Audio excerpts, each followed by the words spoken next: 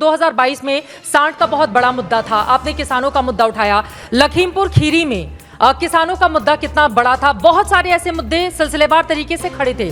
उसके बावजूद जब विधानसभा का चुनाव होता है, बीजेपी 250 सीटें क्रॉस कर जाती है, समाजवादी पार्टी 111 पर रह जाती है। ये मुद्दे लोगों के बीच उस तरह से असर क्यों नहीं करते जो आप लोग बताते हैं? जो बात आप कह रहे हैं, इलेक्शन कमीशन, मैंने अपनी पब्लिक मीटिंग में कहा अपने वर्कर्स के बीच में कि इलेक्शन कमीशन से जो हम लोगों ने शिकायतें की थी, चुनाव आयोग से जो शिकायतें की, एक भी शिकायत का निराकरण नहीं हुआ, नंबर 1। नंबर 2, हमने कहा कि हमारे वोट काटे जा रहे हैं अधिकारियों से मिलकर के, और मैंने कहा मंच से कि समाजवादी पार्टी के समर्थकों का बीजेपी ने चुनाव आयोग से मिलकर के हजारों वोट काटे। इलेक्शन कमीशन ने मुझे नोटिस दिया। मैंने 18,000 वोट, जिन लोगों ने 19 में वोट डाले थे और 22 में उनका डिलीटेड हो गया नाम, मैंने इलेक्शन कमीशन को विद एफिडेविट सूची दी। इलेक्शन कमीशन ने अगर एक भी अधिकारी के खिलाफ कार्रवाई की हो तो मुझे बताइए आप।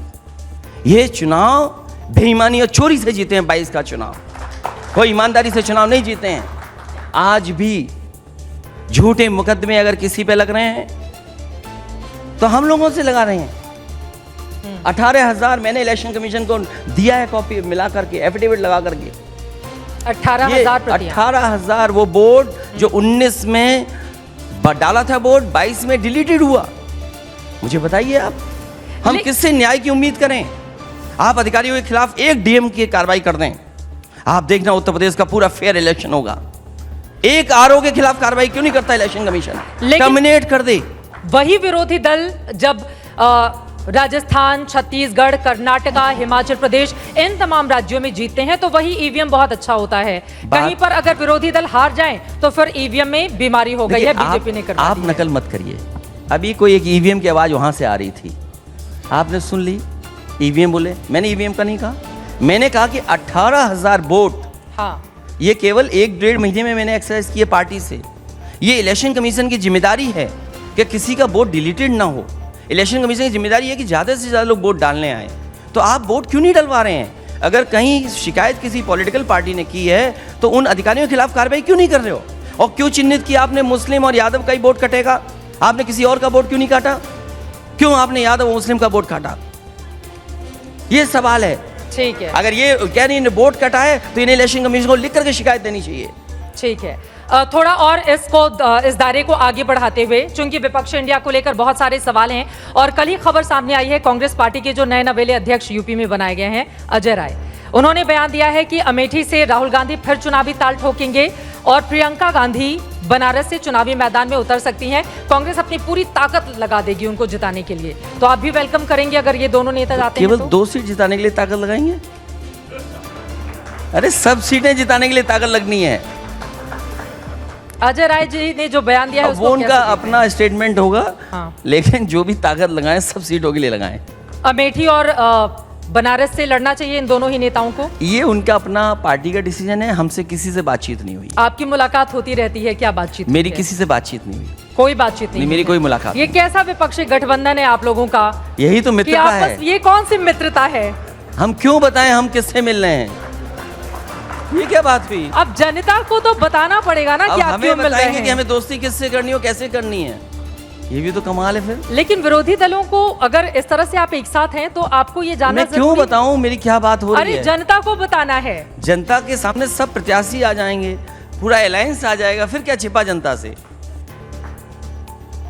अमेठी से अगर लड़ते हैं राहुल गांधी, वैसे भी रायबरेली और अमेठी दोनों ही सीटों पर समाजवादी पार्टी पिछले 3 लोकसभा चुनाव में अपने कैंडिडेट नहीं उतारती है, वैसे भी आप लोग समर्थन देते रहते हैं। समाजवादी पार्टी पिछले नेताजी और हम लोगों ने ये पॉलिटिकल शिष्टाचार रखा है कि कुछ सीटों पे हम लोग प्रत्याशी नहीं उतारते। उसके बावजूद अमेठी हार जाते हैं राहुल गांधी। मैं उस बात को आगे नहीं बढ़ाना चाहता हूँ, और इसीलिए मैंने नारा दिया है कि ये अलायंस पीडीए से मिलकर के 80 की 80 सीटें हराएगा। नीतीश कुमार के फूलपुर से चुनाव लड़ने की बड़ी सारी सुगबुगाहट और खबरें थी, इस बारे में कोई बातचीत हुई है क्या? देखिए, हमारी पार्टी को तोड़ने के लिए बहुत सुगबुगाहट होती रहती है। अभी खबरें चल रही थी कि 2 विधायक हमारे जा रहे हैं, फिर पता नहीं कौन सा चैनल था, वो चला था जैन जी जा रहे हैं। अब ये नया सवाल आपने खड़ा कर दिया। लगातार इस तरह की खबरें हैं, इस वजह से सवाल आपसे पूछा जा रहा है। हालांकि मीटिंग में क्या चर्चा हुई, आप खारिज कर दीजिए। अनपार्लियामेंट्री वर्ड नहीं है, लेकिन है ऐसा कि कुछ गप्पे चलती हैं, इस तरह की बातें चलाई जाती हैं। क्यों चलाई जाती है मुझे खुद नहीं पता। ये बातें सही नहीं है। मैं नहीं समझता हूँ ये बात ठीक है। ठीक है। नीतीश कुमार को लेकर एक और बात, चूंकि उन्होंने बहुत मेहनत की है विपक्ष इंडिया को एक मंच पर लाने की। कभी वो चट महागठबंधन, कभी पट एनडीए, कहां वो चले जाते हैं पिछले कई चुनावों में, ये लोगों के सामने है। अभी अटल बिहारी वाजपेयी जी की समाधि पर जाकर उन्होंने श्रद्धांजलि अर्पित की। ये तस्वीरें देखकर मन में इस तरह की सुगबुगाहट भी होती है, क्योंकि इस तरह का अगर राजनीतिक इतिहास किसी भी नेता, वो बहुत बड़े नेता हैं, बिहार वो जीतते रहे कई सालों से, मुख्यमंत्री हैं, लेकिन राजनीति में वो कई बार इधर उधर चले जाते हैं, तो इसको लेकर डर भी बना रहता है आप लोगों के भीतर।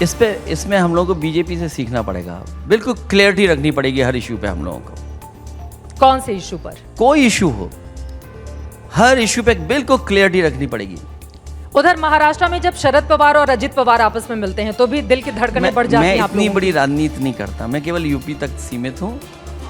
कौन किससे मिल रहा है, कौन किससे कहाँ जा रहा है, मुझे नहीं पता। इसीलिए मैंने कहा कि अगर बीजेपी को हराना है तो बिल्कुल क्लियरिटी होनी चाहिए कि ये हमारा अलायंस है, ये लोग हैं, हम ये मुकाबला करेंगे इनसे। सलाह तो देनी पड़ेगी ना आपको। अगर इंडिया पूरे देश की बात हो रही है, यूपी की तो बात हो नहीं रही है, तो फिर मतलब महाराष्ट्र में अगर इस तरह की स्थिति बनेगी, उसका असर तो उत्तर प्रदेश पर भी पड़ेगा ना।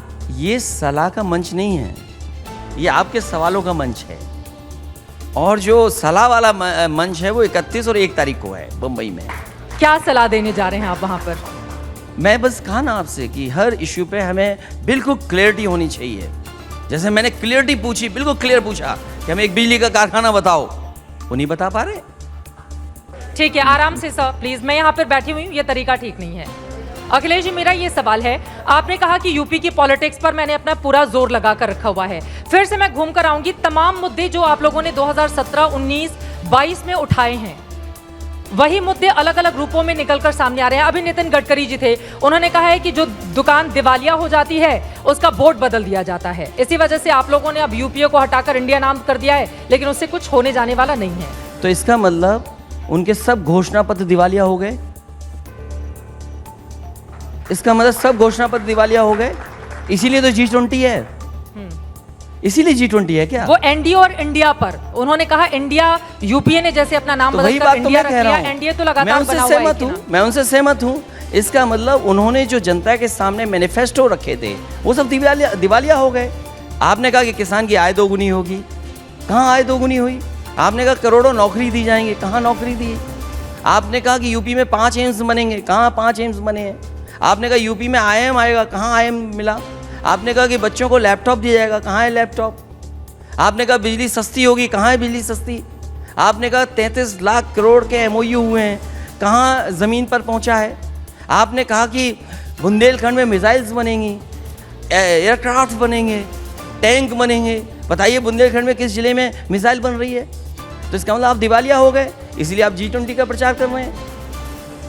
2/3 आबादी वाले मुल्कों को G20 रिप्रेजेंट करेगा, तो बिना इतनी बड़ी ताकत होगी, तो इस वजह से वो प्रचार कर रहे हैं। क्या कम से कम G20 के मुद्दे पर सत्ता पक्ष और विपक्ष को एक सुर में बोलने की जरूरत नहीं है? आपने कहा 85%, मैं सहमत हूँ 85%। तो इस देश की महिलाएं, इस देश के पिछड़े, इस देश के दलित, क्या ये 85% की आबादी नहीं है?